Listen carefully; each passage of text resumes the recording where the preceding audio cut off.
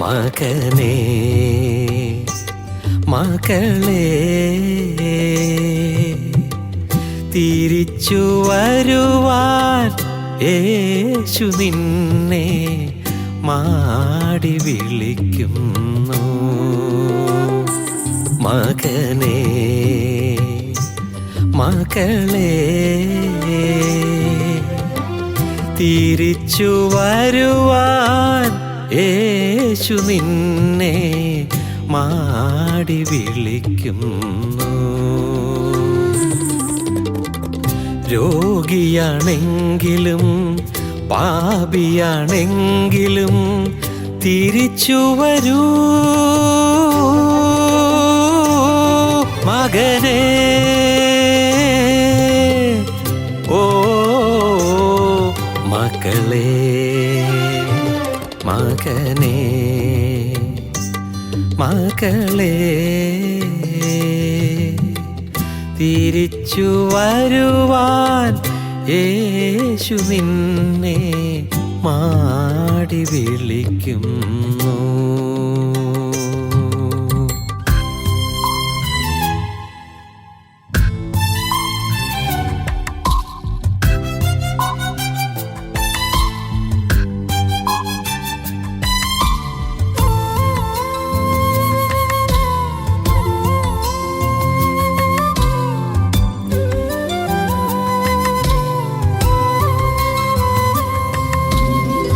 നിന്നുടെ പാപങ്ങൾ ഘോരമാണെങ്കിലും മായ്ക്കുവാൻ ക്രൂശിലെ യാഗമില്ലേ. നിന്നുടെ പാപങ്ങൾ ഘോരമാണെങ്കിലും മായ്ക്കുവാൻ ക്രൂശിലെ യാഗമില്ലേ. അന്നവൻ പേറിയ ക്രൂശു നിർമ്മിച്ചത് നിന്നുടെ പാപമെന്നോർക്കുകില്ലേ. ആ ക്രൂശിലേക്കൊന്നു നീ നോക്കുകില്ലേ. മകനേ മകളേ തിരിച്ചു വരുവാൻ യേശു നിന്നെ മാടി വിളിക്കുന്നു.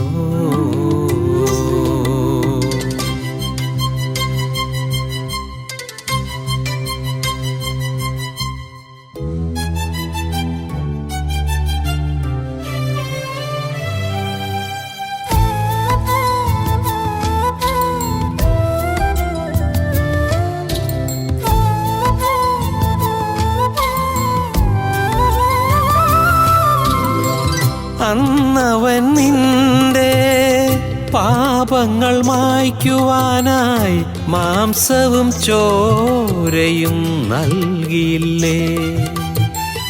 അന്നവൻ നിന്റെ പാപങ്ങൾ മായ്ക്കുവാനായി മാംസവും ചോരയും നൽകിയില്ലേ. രൂപവും ഭാവവും നോക്കാതെ തന്നെ മാറോടു ചേർക്കുവാൻ വിളിച്ചതല്ലേ. നിന്നെ സ്വന്തമായി നേടുവാൻ വന്നതല്ലേ. മകനേ മകളേ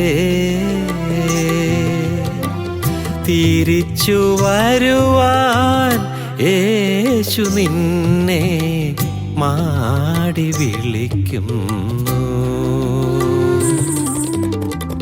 രോഗിയാണെങ്കിലും പാപിയാണെങ്കിലും തിരിച്ചു വരൂ മകനേ. ഓ മക്കളേ മകനേ മകളേ തിരിച്ചു വരുവാൻ യേശു നിന്നെ മാടി വിളിക്കുന്നു.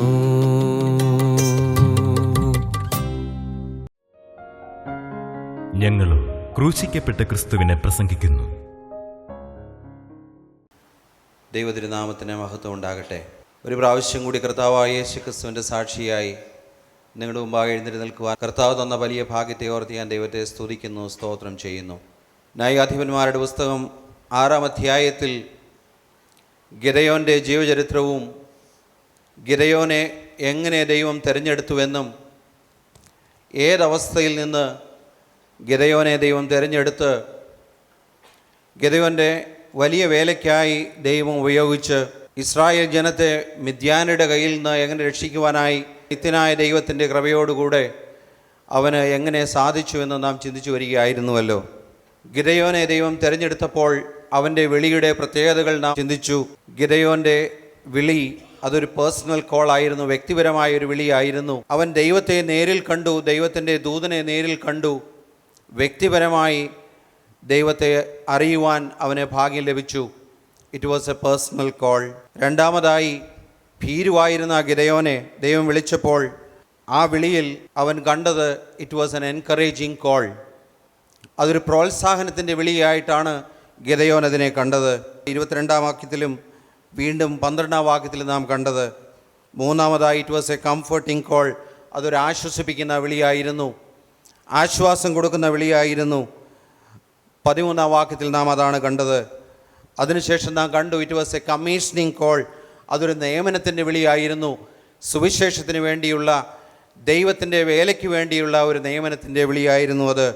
അവസാനമായി നാം കണ്ടു it was an empowering call. അതൊരു ചുമതലപ്പെടുത്തുന്ന, അധികാരപ്പെടുത്തുന്ന ഒരു വിളിയായിട്ടാണ് നാം അതിനെ കണ്ടത്. It was an empowering call. നിൻ്റെ ഈ ബലത്തോടു കൂടെ പോകുക എന്ന് ഗിദെയോനോട് ദൈവം പറയുകയും, എന്ത് ബലത്തോടു കൂടിയാണ്? നിൻ്റെ ഈ ബലത്തോടു കൂടെ, അവൻ്റെ ബലത്തോടു കൂടിയല്ല, പക്ഷെ നിത്യനായ ദൈവത്തിൻ്റെ ബലത്തോടു കൂടെ പോവുക എന്ന് ഗിദെയോനോട് ദൈവം പറയുകയും, ഗിദെയോൻ അതനുസരിച്ച് മിദ്യാനെ തോൽപ്പിച്ച് ഇസ്രായേൽ ജനത്തെ രക്ഷിക്കുവാനായി ദൈവകരങ്ങളിൽ ഉപയോഗപ്പെടുകയും ചെയ്തു. ദൈവത്തിന് സ്തോത്രം, ദൈവത്തിന് മഹത്വം. ഇന്ന് നമുക്ക് ചിന്തിക്കാം, എങ്ങനെയാണ് ഗിദെയോൻ ദൈവത്തിൻ്റെ വിളിയോട് പ്രതികരിച്ചത്? എങ്ങനെയാണ്, how did he respond to God's call? എങ്ങനെ ദൈവത്തിൻ്റെ വിളിയോട് ഗിദെയോൻ പ്രതികരിച്ചു എന്ന് നമുക്ക് കാണാം. ഒന്നാമതായി, ഗിദെയോൻ റെസ്പോണ്ടഡ് വിത്ത് ഹ്യൂമിലിറ്റി. വളരെ വിനയത്തോടുകൂടെ ദൈവത്തിൻ്റെ വിളിയെ ഗിദെയോൻ സ്വീകരിച്ചു. He responded with great humility.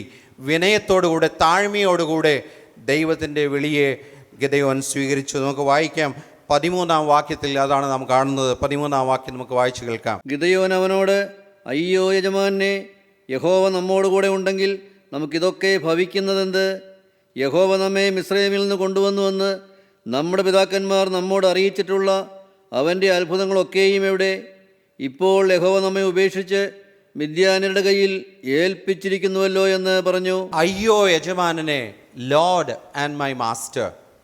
അയ്യോ യജമാനനെ, ഞാൻ ഒന്നുമില്ല, ഞാൻ ഒന്നുമില്ലാത്തവനാണ്. അയ്യോ യജമാനനെ, ഞാൻ ഈ വിളിക്ക് അർഹതപ്പെട്ടവനല്ല. എന്നെ വിളിക്കുവാൻ തക്കവണ്ണം, എന്നെ തിരഞ്ഞെടുക്കുവാൻ തക്കവണ്ണം എനിക്ക് യാതൊരു യോഗ്യതയുമില്ല എന്ന് ഗിദെയോൻ പരസ്യമായി പറയുകയാണ്. പ്രിയമുള്ളവരെ, ആത്മീയ ജീവിതത്തിൽ വലിയൊരു രഹസ്യമാണ് വിനയമെന്നുള്ളത്. ആത്മീയ ജീവിതത്തിൻ്റെ തുടക്കത്തിൽ നാം ദൈവത്തെ കാണുകയും കർത്താവായ യേശു ക്രിസ്തുവിനെ ജീവിതത്തിൻ്റെ രക്ഷിതാവും കർത്താവുമായി സ്വീകരിക്കുകയും ചെയ്യുമ്പോൾ കിട്ടുന്ന വലിയൊരു ജീവിതത്തിൻ്റെ മൂല്യമാണ് വിനയമെന്ന് പറയുന്നത്. ജീവിതത്തിൽ നമുക്ക് വിനയം ലഭിക്കും. നാം മറ്റുള്ളവരെ കാണുമ്പോൾ മറ്റുള്ളവർ നമ്മേക്കാൾ ശ്രേഷ്ഠരെന്ന് എണ്ണുവാൻ തക്കവണ്ണമുള്ള ഒരു വിനയം നമ്മുടെ ജീവിതത്തിലുണ്ടാകും. നാം എന്ത് സംസാരിക്കുമ്പോഴും, ആരോട് എന്ത് ഇടപെടുമ്പോഴും, എന്ത് നാം ചെയ്യുമ്പോഴും ഒരു വിനയത്തോടു കൂടെയും, മറ്റുള്ളവരെക്കാൾ ഞാൻ താണവനാണ്, എനിക്ക് യാതൊരു യോഗ്യതയുമില്ല, ദൈവത്തിൻ്റെ സന്നിധിയിൽ ഞാൻ എന്നെ തന്നെ നോക്കുമ്പോൾ എനിക്ക് യാതൊരു യോഗ്യതയുമില്ല എന്ന് തിരിച്ചറിഞ്ഞുകൊണ്ട് വിനയത്തോടുകൂടെ നിൽക്കുവാനായിട്ട് നമുക്ക് സാധിക്കും. പ്രിയമുള്ളവരെ, ഇങ്ങനെയാണ് നാം കാണുന്നത്. വേദപുസ്തകത്തിൽ നിന്ന് നോക്കുമ്പോൾ പല വാക്യങ്ങൾ നമുക്കത് കാണുവാനായിട്ട് സാധിക്കും. കൊലോസ്യർക്ക് എഴുതിയ ലേഖനത്തിൻ്റെ 4-ാം അധ്യായത്തിൻ്റെ 6-ാം വാക്യത്തിൽ അപ്പോസ്തലനായ പൗലോസ് പറയുന്നുണ്ട്, നമ്മളുടെ വാക്കുകൾ എങ്ങനെയുള്ളതായിരിക്കണം. നാം മറ്റുള്ളവരോട് സംസാരിക്കുമ്പോൾ, മറ്റുള്ളവരോട് ഇടപെടുമ്പോൾ നാം എങ്ങനെ ഇടപെടണം, നാം എങ്ങനെ സംസാരിക്കണമെന്ന് കൊലോസ്യർക്ക് എഴുതിയ ലേഖനത്തിൽ അതിൻ്റെ 4-ാം അധ്യായത്തിൻ്റെ 6-ാം വാക്യത്തിൽ നാം കാണുന്നുണ്ട്. ഓരോരുത്തരോട് നിങ്ങൾ എങ്ങനെ ഉത്തരം പറയണമെന്നറിയേണ്ടതിന് നിങ്ങളുടെ വാക്ക് എപ്പോഴും കൃപയോടുകൂടിയതും ഉപ്പിനാൽ രുചി വരുത്തിയതുമായിരിക്കട്ടെ. കൃപയോട് കൂടിയതും ഉപ്പിനാൽ രുചി വരുത്തിയതുമായിരിക്കട്ടെ. നിങ്ങളുടെ വാക്കുകൾ കൃപ പരത്തുന്നതായിരിക്കണം. നിങ്ങളുടെ വാക്കുകളിൽ കൂടെ മറ്റുള്ളവർക്ക് കൃപ ലഭിക്കണം. ഉപ്പിനാൽ രുചി വരുത്തിയതായിരിക്കണം. മറ്റുള്ളവർ ദൈവസന്നിധിയിൽ നിന്ന്, ദൈവത്തിൻ്റെ പക്കൽ നിന്ന്, ദൈവത്തിൻ്റെ അടുക്കൽ നിന്ന് മാറിപ്പോകുവാനായിട്ട് ഇടവരുന്ന വാക്കുകൾ നിങ്ങൾ പറയരുത്. നിങ്ങൾ പറയുന്ന ഓരോ വാക്കും സൂക്ഷിച്ച് സംസാരിക്കണം എന്നാണ് അപ്പോസ്തലനായ പൗലോസ് അവിടെ പറയുന്നത്. വീണ്ടും നമുക്ക് വായിച്ചു കേൾക്കാം. അവിടെ എഫീസർക്ക് ലേഖനത്തിൻ്റെ 4-ാം അധ്യായത്തിൻ്റെ 27 മുതലുള്ള വാക്യങ്ങൾ നമുക്കത് വീണ്ടും കാണുവാനായിട്ട് സാധിക്കും. എങ്ങനെ വിനയത്തോടുകൂടി സംസാരിക്കണം, എങ്ങനെ നാം മറ്റുള്ളവരെക്കാൾ ഉയർന്ന തലത്തിലല്ല താഴ്ന്ന തലത്തിൽ നിന്നുകൊണ്ട് എങ്ങനെ നാം ഇടപെടണമെന്ന് നമുക്കവിടെ കാണുവാനായിട്ട് സാധിക്കും. എഫീസർക്ക് ലേഖനത്തിൻ്റെ 4-ാം അധ്യായത്തിൻ്റെ 27 മുതലുള്ള വാക്യങ്ങൾ. പിശാചിന് ഇടം കൊടുക്കരുത്. കള്ളനെ കക്കാതെ മുട്ടുള്ളവന് ദാനം ചെയ്യുവാൻ ഉണ്ടാകേണ്ടതിന് കൈകൊണ്ട് നല്ലത് പ്രവർത്തിച്ച് അധ്വാനിക്കുകയത്രേ വേണ്ടത്. കേൾക്കുന്നവർക്ക് കൃപ ലഭിക്കേണ്ടതിന് ആവശ്യം പോലെ ആത്മീക വർധനയ്ക്കായി നല്ല വാക്കല്ലാതെ ആകാത്തതൊന്നും നിങ്ങളുടെ വായിൽ നിന്ന് പുറപ്പെടരുത്. ദൈവത്തിന്റെ പരിശുദ്ധാത്മാവിനെ ദുഃഖിപ്പിക്കരുത്. അവനാലല്ലോ നിങ്ങൾക്ക് വീണ്ടെടുപ്പ് നാളിനായി മുദ്രയിട്ടിരിക്കുന്നത്. നാം പറയുന്ന ഓരോ വാക്കിനും ന്യായവിധിത്തിൽ കണക്ക് ബോധിപ്പിക്കേണ്ടി വരുമെന്നുള്ള ആ ഒരു ഉറപ്പോടുകൂടെ, ആ ഒരു ചിന്തയോടുകൂടെ മാത്രമേ നാം എന്തെങ്കിലും വാക്ക് സംസാരിക്കാവൂ. മറ്റുള്ളവർ ദൈവത്തിൽ നിന്ന് അകന്നു പോകുന്നത്, കർത്താവായ യേശുക്രിസ്തുവിൻ്റെ ആ വചനത്തിൽ നിന്ന് അകന്നു പോകുന്നതായിട്ട് ഒന്നും നാം സംസാരിക്കരുത്. ദൈവത്തിന് സ്തോത്രം, ദൈവത്തിൻ്റെ മഹത്വം. വേദപുസ്തകത്തിൽ നാം പല ഭാഗത്തായി കാണുന്നുണ്ട്. നാം നല്ല വാക്കേ പറയാവുള്ളൂ. നാം പറയുന്ന ഓരോ വാക്കും മറ്റുള്ളവർക്ക് ആത്മീയ വർധനയ്ക്ക് വേണ്ടിയിട്ട് നാം സംസാരിക്കണമെന്ന് അവിടെ പറയുന്നുണ്ട്. പ്രിയമുള്ളവരെ, ജീവിതത്തിൽ കിട്ടുന്ന ഏറ്റവും വലിയ ഒരു നന്മയാണ് വിനയം എന്നുള്ളത്. ഗിദെയോൻ അവിടെ ലഭിച്ചു. Gideon responded with humility. താഴ്മയോടുകൂടെ ദൈവത്തിൻ്റെ വചനം, അയ്യോ യജമാനനെ എന്ന് ഒരു പദവിയുമില്ലാതെ, ഒരു സ്ഥാനവും തോന്നാത്ത രീതിയിൽ ദൈവത്തിൻ്റെ വിളി എനിക്ക് എങ്ങനെ കിട്ടിയെന്നുള്ള അത്ഭുതത്തോടുകൂടെ അവനവിടെ റെസ്പോണ്ട് ചെയ്യുകയാണ്. രണ്ടാമതായിട്ട് നാം കാണുന്നത്, he responded with devotion. George Muller വലിയ സുവിശേഷകനായിരുന്നു. അദ്ദേഹം ഒരിക്കൽ പറഞ്ഞു, there come a day in my life when George Muller died. That is when God begins to use me. George Muller മരിച്ചു എന്ന ഒരു ദിവസം വരും. അന്നാണ് ദൈവത്തിന് ജോർജ് മുള്ളറെ ഉപയോഗിക്കാനായിട്ട് പറ്റുന്നത്. പ്രിയമുള്ളവരെ, എൻ്റെ പിതാവ് എപ്പോഴും പറയുന്ന ഒരു കാര്യമുണ്ടല്ലോ, ഈഗോ. നമ്മുടെ ജീവിതത്തിൽ സ്വയം എന്നുള്ളത് താഴ്ത്തി, ഞാൻ ആരെക്കാളും ചെറിയവനാണ് എന്നുള്ള ബോധ്യത്തോടുകൂടെ, ഞാൻ ആരെക്കാളും വലിയവനെന്നുള്ള ആ തലത്തിൽ നിന്ന് സംസാരിക്കുകയും പ്രവർത്തിക്കുകയും ചെയ്യാതെ അങ്ങനെ ഒരു രീതിയിൽ നിൽക്കുമ്പോഴാണ് ദൈവത്തിൻ്റെ കൃപ നമ്മളിലേക്ക് കടന്നു വരുന്നത്. ദൈവത്തിൻ്റെ സ്തോത്രം, ദൈവത്തിൻ്റെ മഹത്വം. He responded with devotion. ഭക്തിയോടുകൂടെ, അധിക സ്നേഹത്തോടുകൂടെ ദൈവത്തിൻ്റെ വിളിയെ ഗിദെയോൻ സ്വീകരിച്ചു. 18-ാം വാക്യവും 19-ാം വാക്യവും നമുക്ക് വായിച്ചു കേൾക്കാം. ഞാൻ പോയി എൻ്റെ വഴിപാട് കൊണ്ടുവന്ന് നിന്റെ മുമ്പാകെ വയ്ക്കുവോളം ഇവിടെ നിന്ന് പോകരുതേ എന്ന് അപേക്ഷിച്ചു. ഞാൻ വഴിപാട് കൊണ്ടുവരുന്നിടത്തോളം സമയം നീ എന്നിൽ നിന്ന് മാറിപ്പോകരുതേ.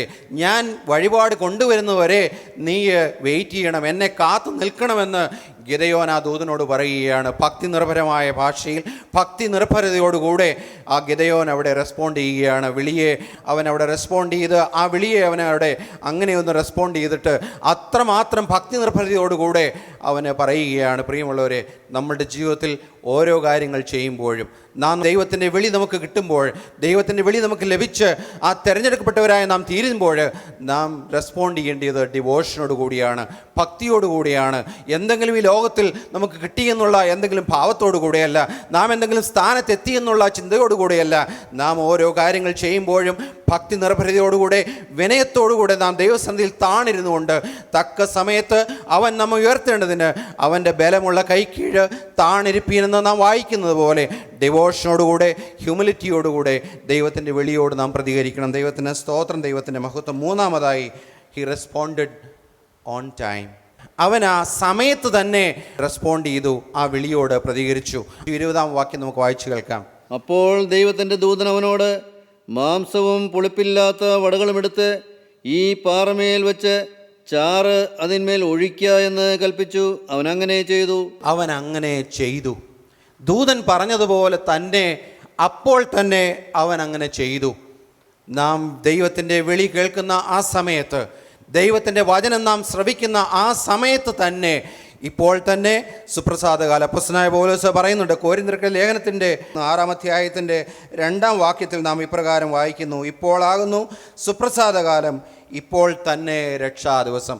ഇപ്പോഴാകുന്നു സുപ്രസാദകാലം, ഇപ്പോഴാകുന്നു രക്ഷാ ദിവസം. പ്രിയമുള്ളവരെ, ദൈവത്തിൻ്റെ വചനം നാം കേൾക്കുമ്പോൾ, ദൈവത്തിൻ്റെ വിളി നമുക്ക് കിട്ടുമ്പോൾ, അപ്പോൾ തന്നെ നാം അതിന് റെസ്പോണ്ട് ചെയ്യണം, അപ്പോൾ തന്നെ പ്രതികരിക്കണം. ഞാൻ ഒരിക്കൽ ഒരു ഓഫീസിൽ ഞാൻ ചെന്നപ്പോൾ, ഒരു ക്രൈസ്തവൻ്റെ ഓഫീസാണ്, ഒരു വിശ്വാസിയുടെ ഓഫീസാണ്. അവിടെ ഇങ്ങനെ എഴുതിയിരിക്കുന്നത് കണ്ടു, don't think of repenting at 11th hour. 11th hour എന്ന് പറഞ്ഞാൽ ഇംഗ്ലീഷിൽ അതിൻ്റെ അർത്ഥം അവസാന നിമിഷത്തിൽ നീ പശ്ചാത്തപിക്കുവാനായിട്ട്, നീ മാനസാന്തരപ്പെടുവാനായിട്ട് നീ ചിന്തിച്ചുകൊണ്ടിരിക്കരുത്. Don't think of repenting at 11th hour. You may die at 10:50. നീ എപ്പോൾ നിൻ്റെ ജീവിതം അവസാനിക്കുമെന്ന് അറിയാതിരിക്കുന്നതുകൊണ്ട് നീ ദൈവവചനം കേൾക്കുന്ന ആ സമയത്ത് തന്നെ നീ മാനസാന്തരപ്പെടുവാനായിട്ട്. ഇന്ന് എന്നെ കേൾക്കുന്ന പ്രിയപ്പെട്ടവർ, സഹോദരി സഹോദരങ്ങൾ, കർത്താവായ യേശുക്രിസ്തുവിൻ്റെ വചനം ശ്രവിക്കുമ്പോൾ, യേശുക്രിസ്തുവിൻ്റെ തിരുവചനം നമ്മളുടെ ഉള്ളിലേക്ക് കടന്നു വരുവാനും നമ്മെ രൂപാന്തരപ്പെടുത്തുവാനും, കർത്താവായ യേശുക്രിസ്തുവിനെ ജീവിതത്തിൻ്റെ രക്ഷിതാവും കർത്താവുമായി ആരെങ്കിലും സ്വീകരിച്ചിട്ടില്ല എങ്കിൽ, കർത്താവായ യേശുക്രിസ്തുവിനെ ഇന്ന് സ്വീകരിച്ചുകൊണ്ട് ഹൃദയത്തിൽ പേറിക്കൊണ്ട് ഓരോരുത്തരുടെയും വീടുകളിലേക്ക് കടന്നു പോകുവാൻ തക്കവണ്ണം ഒരു തീരുമാനം എടുത്തുകൊണ്ട് പോകുവാനായിട്ട് ദൈവം അനുഗ്രഹിക്കട്ടെ. ആ സമയത്ത് തന്നെ, ആ വിളി കേട്ട ആ സമയത്ത് തന്നെ അവനതനുസരിച്ചു. പ്രിയമുള്ളവരെ, ഇപ്പോൾ ആകുന്നു സുപ്രസാദ കാലമെന്ന് നാം കേട്ടല്ലോ. രക്ഷാ ദിവസമായ ഇന്ന് തന്നെ ദൈവത്തിൻ്റെ കരങ്ങളിലേക്ക് നമ്മളുടെ ജീവിതത്തെ നമുക്ക് ഏൽപ്പിച്ചു കൊടുക്കാം. വീണ്ടും നമുക്ക് കാണാം, ഹി റെസ്പോണ്ടഡ് ഇൻ ഫെയ്ത്ത്. അവൻ വിശ്വാസത്തോടുകൂടെ അവൻ പ്രതികരിച്ചു. ഗിദെയോന് ദൈവത്തിൻ്റെ വിളി കിട്ടിയപ്പോൾ ഹി റെസ്പോണ്ടഡ് ഇൻ ഫെയ്ത്ത്. നാം വായിക്കുന്നത് പ്രകാരമാണ്, അവൻ യഹോവയോട് കൂടെ നടന്നു തുടങ്ങി കഴിഞ്ഞപ്പോൾ അവൻ്റെ ചോദ്യങ്ങളെല്ലാം തീർന്നു. ഒരു ചോദ്യവും പിന്നെ ചോദിക്കുന്നില്ല. അവൻ ദൈവം ആദ്യം ഓരോ കാര്യങ്ങൾ ചോദിച്ചു, അല്ലയോ പരാക്രമശാലി എന്ന് അവനെ വിളിച്ചപ്പോൾ എന്താണ് എനിക്ക് യോഗ്യത എന്നെല്ലാം ആ ദൈവദൂതനോട് ഗിദെയോൻ ചോദിച്ചു. പക്ഷേ എല്ലാം കഴിഞ്ഞപ്പോൾ അവൻ്റെ യാഗവസ്തുവിനെ വെച്ച് അതവിടെ ദഹിപ്പിക്കുവാനായിട്ട് അവൻ പ്രാർത്ഥിച്ചു കഴിഞ്ഞപ്പോൾ പിന്നെ ഒരു ചോദ്യവുമില്ല. അവന് വിശ്വാസം അവൻ്റെ ജീവിതത്തിൽ വന്നു. വിശ്വാസം ലഭിച്ചു കഴിഞ്ഞപ്പോൾ പിന്നെ ക്വസ്റ്റ്യൻസ് ഒന്നുമില്ല. എല്ലാ ചോദ്യങ്ങളും മാറി, വിശ്വാസം മാത്രം. നാം എപ്പോഴും കേൾക്കാറുണ്ട്, എന്താണ് വിശ്വാസം? നാം കേൾക്കാറുള്ള, സ്ഥിരം കേൾക്കാറുള്ള ഒരു വചനമാണ്, വചനത്തിൽ വിശ്വസിക്കണം. വചനത്തിൽ നാം വിശ്വസിച്ച് നാം ദൈവവചനം കേൾക്കുമ്പോൾ അതിൽ വിശ്വസിക്കണമെന്ന് നാം എപ്പോഴും കേൾക്കുന്നുണ്ട്. എന്താണ് വിശ്വാസം? എന്താണ് വിശ്വസിക്കുക എന്ന് പറയുന്നത്? ഞാൻ ഈ നാളുകളിൽ വിശ്വാസത്തെക്കുറിച്ച് പല പുസ്തകങ്ങളും ചാച്ചൻ്റെ മെസ്സേജസും ചാച്ചൻ്റെ പുസ്തകങ്ങളെല്ലാം വായിക്കുകയുണ്ടായി. ഞാൻ കഴിഞ്ഞ ആഴ്ച ചാച്ചനുമായി സംസാരിച്ചപ്പോൾ ഞാൻ പറഞ്ഞു, വിശ്വാസം ഞാൻ ഈ നാളുകളിൽ 2 മെസ്സേജസാണ് I am fascinated by 2 messages. ഞാൻ 2 മെസ്സേജാണ് അത്യധികം ആഹ്ലാദത്തോടുകൂടെയും അത്യധികം വികാരാവശ്യത്തോടുകൂടിയും കേൾക്കുന്ന 2 പേരുടെ പ്രസംഗങ്ങളുണ്ട് എന്ന് ഞാൻ ചാച്ചനോട് പറയുകയായിരുന്നു. ഞാൻ ചാച്ചനോട് ഇപ്രകാരമാണ് പറഞ്ഞത്, ഒന്ന് വേറെ ആരുടെയും പ്രസംഗമല്ല, ചാച്ചൻ്റെ പ്രസംഗം തന്നെയാണ്. രണ്ടാമത്തത് ബില്ലി ഗ്രഹാമിൻ്റെ പ്രസംഗം. ഈ 2 പേരുടെയും പ്രസംഗങ്ങളിൽ വേറെ എന്തെങ്കിലും വിഷയങ്ങൾ നിങ്ങൾ കേൾക്കുന്നുണ്ടോ? ചാച്ചൻ്റെ പ്രസംഗം നിങ്ങൾക്ക് എല്ലാവർക്കും അറിയാവുന്ന പ്രസംഗമാണ്. വിശ്വാസമെന്ന് എന്താണ്? അബ്രഹാമിൻ്റെ വിശ്വാസത്തെക്കുറിച്ച് കഴിഞ്ഞ കുറേ നാളുകളായി ചാച്ചൻ പ്രസംഗത്തിൽ പറഞ്ഞുകൊണ്ടിരുന്നു. അബ്രഹാമിൻ്റെ വിശ്വാസത്തെക്കുറിച്ച് പറഞ്ഞു. എന്താണ് അബ്രഹാമിൻ്റെ വിശ്വാസം? അബ്രഹാമിൻ്റെ വിശ്വാസം, അബ്രഹാമിനോട് യൂഫ്രട്ടീസ് ടൈഗ്രീസ് നദിക്ക് അക്കരെ നിന്ന്, ആ മെസ്സൊപ്പൊട്ടാമിയിൽ നിന്ന് ആ വിഗ്രഹങ്ങളെ ആരാധിച്ചുകൊണ്ടിരുന്ന, ചന്ദ്രനെ ആരാധിച്ചുകൊണ്ടിരുന്ന അബ്രഹാമിനോട് ഞാൻ നിന്നെ കാണിപ്പാണ്ടിരിക്കുന്ന ദേശത്തേക്ക് പുറപ്പെടുക എന്ന് പറഞ്ഞ് അവനെ വിളിച്ചിറക്കൊണ്ട് വന്ന ആ നിത്യനായ ദൈവം, കർത്താവായ യേശുക്രിസ്തു എന്ന് ഞാൻ പറയട്ടെ, ആ നിത്യനായ ദൈവം അബ്രഹാമിനോട് പറഞ്ഞു, നീ ഇറങ്ങിത്തിരിക്കുക എന്ന് പറഞ്ഞു. നിന്റെ ചാർച്ചക്കാരെയും നിന്റെ പിതൃഭവനത്തെയും വിട്ട് ഞാൻ നിന്നെ കാണിപ്പാണ്ടിരിക്കുന്ന ദേശത്തേക്ക് പുറപ്പെടുക എന്ന് അബ്രഹാമിനോട് പറഞ്ഞു. വിശ്വാസികളുടെ പിതാവായ അബ്രഹാം അത് കേട്ട് വിശ്വസിച്ച് അവൻ ഇറങ്ങി പുറപ്പെട്ടു. എന്താണ് വിശ്വാസം? നമുക്ക് വിശ്വാസം എന്ന് പറയുന്നത് ഒറ്റ കാര്യം മാത്രമേ ഉള്ളൂ, പാപികളായ നമ്മെ രക്ഷിക്കുവാനായി സ്വർഗം വിട്ട് കർത്താവായ യേശുക്രിസ്തു ഭൂമിയിലേക്ക് ഇറങ്ങി വന്നു.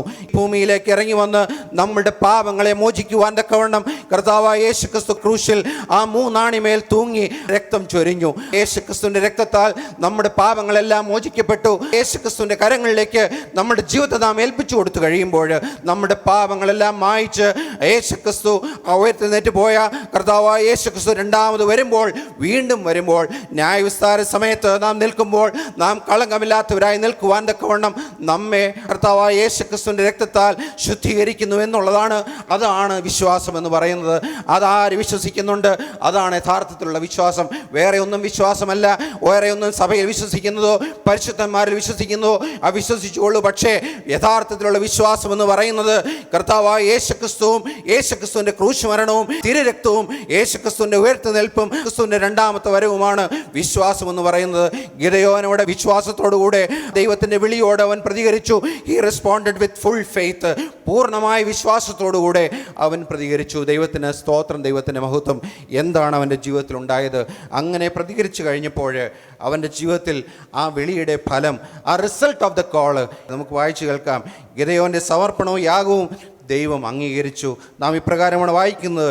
23-ാം വാക്യത്തിൽ നമുക്ക് വായിച്ചു കേൾക്കാം. യഹോവ അവനോട്, നിനക്ക് സമാധാനം, ഭയപ്പെടേണ്ട, നീ മരിക്കയില്ല എന്നരുളി ചെയ്തു.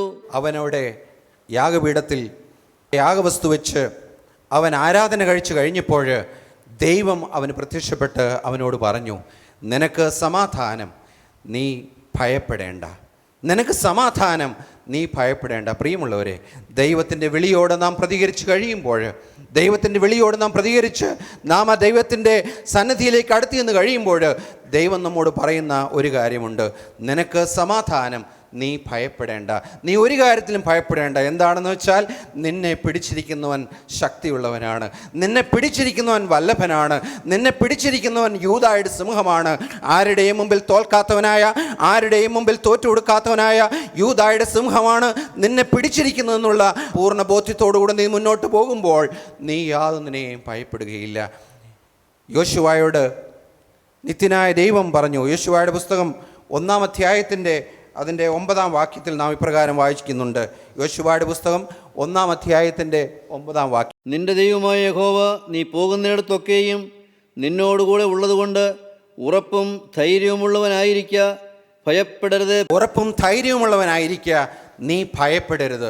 നീ ഒന്നിനെക്കുറിച്ചും ഭയപ്പെടേണ്ട. എന്താണെന്ന് വെച്ചാൽ, നിന്റെ കരങ്ങളിൽ പിടിച്ചിരിക്കുന്നത് ശക്തിയുള്ളവനാണ്. നീ ലോകത്തിൽ ആരുടെയും പിന്നാലെയല്ല പോകുന്നത്, ആരുടെയും പിറകെയല്ല നീ പോകുന്നത്. നീ ആരുടെയും പിന്നാലെയോ അല്ലെങ്കിൽ മനുഷ്യരുടെ പിന്നാലെയല്ല നീ പോകുന്നത്. നിത്യനായ ദൈവത്തെ, യേശുക്രിസ്തുവിൻ്റെ കാലടിപ്പാടുകളെ പിന്തുടർന്നവനായിട്ടാണ് നീ പോകുന്നത്. അതുകൊണ്ട് നീ ഒന്നുകൊണ്ടും ഭയപ്പെടേണ്ട. ദൈവത്തിന് സ്തോത്രം, ദൈവത്തിൻ്റെ മഹത്വം. ഞാൻ ഈ നാളുകളിൽ ഒരു പുസ്തകം വായിച്ചു. ആ പുസ്തകം ചാച്ചൻ്റെ പുസ്തകം തന്നെയാണ്. 139-ാമത്തെ പുസ്തകം, 139-ാമത്തെ ഭീരു ധീരനാകയോ എന്നുള്ള ആ പുസ്തകത്തിൻ്റെ 7-ാം അധ്യായത്തിൽ 94-ാമത്തെ പേജിൽ വളരെ മനോഹരമായ ഒരു ചിത്രീകരണമുണ്ട്. 7-ാം അധ്യായത്തിൽ 94-ാമത്തെ പേജിൽ വളരെ മനോഹരമായൊരു ചിത്രീകരണം. എന്താണെന്നറിയാമോ? അവിടെ കർത്താവായ യേശുക്രിസ്തുവിൻ്റെ ക്രൂശുമരണം കഴിഞ്ഞ് അതിനുശേഷം അവിടെ നീറോ ചക്രവർത്തി ആ റോമൻ പടയാളികൾ ക്രിസ്ത്യാനികൾ എന്ന് പറയുന്ന ഈ മാർഗ്ഗക്കാരെ എല്ലാം പിടിച്ചുകെട്ടി അവരെയെല്ലാം ഉപദ്രവിക്കുവാനും അവരെ പീഡിപ്പിക്കുവാനും തുടങ്ങിയപ്പോൾ പത്രോസിൻ്റെ കൂട്ടുകാരൻ പത്രോസിനോട് പറഞ്ഞു. ഒരു നോവലിലെ ചിത്രീകരണമാണത്. കോവാദീസ് എന്ന് പറയുന്ന ആ നോവൽ, പ്രസിദ്ധമായ ഒരു നോവൽ ഇങ്ങനെയാണ്. പത്രോസിനോട് പറഞ്ഞു, ഈ കൂട്ടായ്മ ഇനിയും നടക്കേണ്ടതുണ്ടല്ലോ, ഈ സഭ ഇനിയും മുന്നോട്ട് പോകേണ്ടതുണ്ടല്ലോ, ക്രിസ്തീയ മാർഗം ഇനിയും മുന്നോട്ട് പോകേണ്ടതുണ്ടല്ലോ. അതുകൊണ്ട് നീറോ ചക്രവർത്തി ഇനി നിന്നെയായിരിക്കും നോട്ടം വച്ചിരിക്കുന്നത്. അതുകൊണ്ട് നീ രക്ഷപ്പെട്ടു പോയി ഈ പ്രശ്നങ്ങളെല്ലാം തീർന്നതിന് ശേഷം നീ തിരികെ വരുന്നതായിരിക്കും നല്ലത് എന്ന് പത്രോസിനോട് പറഞ്ഞു. ചഞ്ചലനായ പത്രോസ്, ചാഞ്ചാട്ടമുള്ള പത്രോസ്, ശീമോൻ പത്രോസ്, ആ ശീമോന് വിചാരിച്ചു, ശരിയാണ്, ഞാൻ ഈ ക്രിസ്തീയ മാർഗം തുടർന്നു പോകേണ്ടിയത് ആവശ്യമാണല്ലോ, അതുകൊണ്ട് ഞാൻ പോവുകയാണ്. ഞാൻ ഈ പീഡയിൽ നിന്നെല്ലാം അകന്ന് ഞാൻ പോയിട്ട് കുറേ നാളുകൾക്ക് ശേഷം ഞാൻ തിരിച്ചു വരാമെന്ന് പറഞ്ഞ് പത്രോസ് പോവുകയാണ്. പത്രോസിൻ്റെ കൂടെ ഒരു സ്നേഹിതനും കൂടെ അങ്ങനെ പോവുകയാണ്. അപ്പോൾ കുറേ ദൂരം പോയി കഴിഞ്ഞപ്പോൾ എതിരെ ഒരാൾ വരുന്നു. പത്രോസിനോട് ചോദിച്ചു, കോവാദീസ്, വേർ ആർ യു ഗോയിങ്? നീ എങ്ങോട്ടാണ് പോകുന്നത്? അതൊരു ലാറ്റിൻ ഭാഷയിലെ ഒരു പദമാണ് കോവാദീസ്. അതിൻ്റെ അർത്ഥം എങ്ങോട്ടാണ് പോകുന്നത്, വേർ ആർ യു ഗോയിങ്, നീ എങ്ങോട്ട് പോകുന്നു എന്നാണ്. പത്രോസിനോട് ചോദിച്ചു കോവാദീസ്.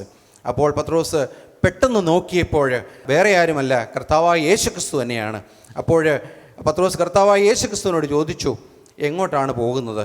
അപ്പോൾ കർത്താവായ യേശുക്രിസ്തു പറഞ്ഞു, ഞാൻ വിശ്വസിച്ച് എൻ്റെ വേല ഫലമേൽപ്പിച്ച എൻ്റെ ശിഷ്യന്മാർ പീഡയെ പേടിച്ച് പുറകോട്ട് പോവുകയാണെങ്കിൽ വീണ്ടും ഒരു പ്രാവശ്യം കൂടെ ക്രൂശിൽ എൻ്റെ ജീവനെ അർപ്പിക്കുവാനായിട്ട് ഞാൻ തിരിച്ചു പോവുകയാണ് എന്ന് കർത്താവായ യേശുക്രിസ്തു പറഞ്ഞതായിട്ടാണ് ആ നോവൽ ചിത്രീകരിച്ചിരിക്കുന്നത്.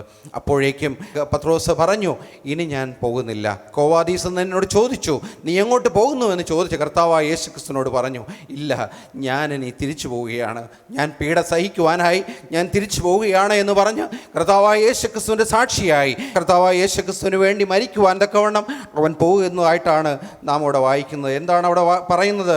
അപ്പോസ്തല പ്രവൃത്തികളുടെ പുസ്തകം 4-ാം അധ്യായത്തിൽ പ്രകാരമാണ് വായിക്കുന്നത്. അവർ പത്രോസിൻ്റെയും യോഹന്നാനെയും ധൈര്യം കാണുകയാലും ഇവർ പഠിപ്പില്ലാത്തവരും സാമാന്യരുമായ മനുഷ്യരെന്ന് ഗ്രഹിക്കിയാലും ആശ്ചര്യപ്പെട്ടു. അവർ യേശുവിനോടുകൂടി ആയിരുന്നവരെന്നും അറിഞ്ഞു. സൗഖ്യം പ്രാപിച്ച മനുഷ്യൻ അവരോടുകൂടെ നിൽക്കുന്നത് കണ്ടതുകൊണ്ട് അവർക്ക് എതിർ പറവാൻ വകയില്ലായിരുന്നു. ധൈര്യമില്ലാതിരുന്ന ആ ശീമോൻ, ആ ചാഞ്ചാട്ടമുള്ളവനായ ശീമോൻ, അവൻ ഒരു ധൈര്യമില്ലാതെ ആ പൊട്ടിപ്പെണ്ണിൻ്റെ മുമ്പിൽ അവൻ യേശുക്രിസ്തുവിനെ തള്ളിപ്പറഞ്ഞ ആ ശീമോൻ പത്രോസ് ഇന്നിവിടെ ധൈര്യശാലിയായി, ആരെയും ഭയമില്ലാത്തവരായി, ആരെയും കൂസാതെ കർത്താവായ യേശുക്രിസ്തുവിൻ്റെ സാക്ഷിയായി മുന്നോട്ട് പോകുവാനായിട്ട് അവൻ തീരുമാനമെടുത്ത് മുന്നോട്ട് പോകുന്നത് നമുക്കവിടെ കാണുവാനായിട്ട് സാധിക്കും. പ്രിയമുള്ളവരെ, ഗിദെയോൻ്റെ ആ സമർപ്പണവും ഗിദെയോൻ്റെ വിളിയോട് അവൻ പ്രതികരിച്ച രീതിയും കണ്ട് എന്താണ് അവിടെ സംഭവിച്ചത്? നിത്യനായ ദൈവം അവനോട് പറയുകയാണ്, നിനക്ക് സമാധാനം, നീ ഭയപ്പെടേണ്ട. പ്രിയമുള്ളവരെ, സമാധാനമില്ലാത്ത ഈ ലോകത്തിൽ സമാധാനം ഞാൻ നിങ്ങൾക്ക് തന്നയിച്ചു പോകുന്നു, എൻ്റെ സമാധാനം ഞാൻ നിങ്ങൾക്ക് തരുന്നു, ലോകം തരുന്നത് പോലെയല്ല ഞാൻ നിങ്ങൾക്ക് തരുന്നത് എന്ന് പറഞ്ഞ കർത്താവായ യേശുക്രിസ്തു, അധ്വാനിക്കുന്നവരും ഭാരം ചുമക്കുന്നവരുമായുള്ളവരെ എല്ലാവരും എൻ്റെ അടുക്കലേക്ക് വരുവീൻ, ഞാൻ നിങ്ങളെ സമാധാനം കൊണ്ട് നിറയ്ക്കാമെന്ന് പറഞ്ഞ കർത്താവായ യേശുക്രിസ്തുവിൻ്റെ കരങ്ങളിലേക്ക് നമ്മളുടെ ജീവിതത്തെ ഏൽപ്പിച്ചു കൊടുക്കുമ്പോൾ സമാധാനം ലഭിക്കും. ഞാൻ ഓർക്കുന്നുണ്ട്, എൻ്റെ ജീവിതത്തിൽ സമാധാനമില്ലാതെ കഴിഞ്ഞ നാളുകളിൽ, നിരാശയുടെ പടുകുഴിയിൽ ഞാൻ താണുപോയിക്കൊണ്ടിരുന്ന നാളുകളിൽ യേശുവിൻ്റെ കരം വന്ന് എന്നെ പിടിച്ചുയർത്തി ഉറപ്പുള്ള പാറമേൽ നിർത്തി എൻ്റെ ഗമനത്തെ സ്ഥിരമാക്കി എൻ്റെ വായിൽ പുതിയ പാട്ട് തന്ന് ദൈവത്തിന് സ്തുതി എന്നെ എന്ന് ഘോഷിക്കുവാൻ തക്കവണ്ണം, ആരാധനയുടെ സൗരഭ്യം പരത്തിക്കൊണ്ട് ജീവിക്കുവാൻ തക്കവണ്ണം എന്നെ വിളിച്ച കർത്താവായ യേശുക്രിസ്തു. പ്രിയമുള്ളവരെ, യേശുവിൻ്റെ കരങ്ങളിലേക്ക് നമ്മളുടെ ജീവിതത്തെ നാം ഏൽപ്പിച്ചു കൊടുക്കുന്നുവെങ്കിൽ നമുക്ക് ഒരു കാര്യം യേശുവിനോട് പറയാം, എൻ്റെ യേശുവേ, ഇതുവരെ വന്ന പാപങ്ങളെയെല്ലാം, ഇതുവരെ വന്ന അതിക്രമങ്ങളെയെല്ലാം അവിടെ നിന്നോട് ക്ഷമിച്ചു തരണമേ. എൻ്റെ യേശുവേ, നീ എൻ്റെ പാപങ്ങളെല്ലാം ക്ഷമിച്ച് കാൽവരി ക്രൂശിൽ നീ ചൊരിഞ്ഞ രക്തം എൻ്റെ പാപങ്ങൾക്ക് വേണ്ടി ആണെന്ന് ഞാൻ വിശ്വസിച്ചുകൊണ്ട് എൻ്റെ ജീവിതത്തിൻ്റെ കരങ്ങളിലേക്ക് ഞാൻ ഏൽപ്പിച്ചു തരുന്നു കർത്താവേ. ഇനി ഞാൻ പാപത്തിൻ്റെ വഴികളിലേക്ക് പോവുകയില്ല, ഇനി ഞാൻ അശുദ്ധിയിലേക്ക് പോവുകയില്ല, ഇനി ഞാൻ തിന്മയിലേക്ക് പോവുകയില്ല, ഇനി ഞാൻ വെറുക്കൂത്തിലേക്ക് പോവുകയില്ല, ഇനി ഞാൻ പാപത്തിൻ്റെ വഴിയിൽ നടക്കില്ല കർത്താവേ. എൻ്റെ ജീവിതം നിനക്കായി ഞാൻ സമർപ്പിക്കുന്നു. നിൻ്റെ സാക്ഷിയായി നിൽക്കുവാൻ തക്കവണ്ണം ലോകമെമ്പാടും പോയി നിങ്ങൾ എൻ്റെ സാക്ഷികളാകുമെന്ന് പറഞ്ഞ ആ വാഗ്ദത്തം എന്നിൽ നിറവേറുവാൻ തക്കവണ്ണം എൻ്റെ ജീവിതം ഞാൻ നിൻ്റെ കരങ്ങളിലേക്ക് ഏൽപ്പിച്ചു തരികയാണ് കർത്താവേ. എന്നെ നീ സ്വീകരിക്കണമേ, എന്നെ നീ എടുക്കണമേ, എന്നെ നീ വാഴ്ത്തണമേ, എന്നെ നീ ശുദ്ധീകരിക്കണമേ, എന്നെ നീ നിൻ്റെ സാക്ഷിയാക്കി തീർക്കണമേ എന്ന് നമുക്ക് ഏൽപ്പിച്ചു കൊടുക്കാം. യേശുവിൻ്റെ കരങ്ങളിലേക്ക് നമ്മുടെ ജീവിതത്തെ ഏൽപ്പിച്ചു കൊടുക്കാം. ദൈവനാമം മാത്രം മഹത്വപ്പെടട്ടെ.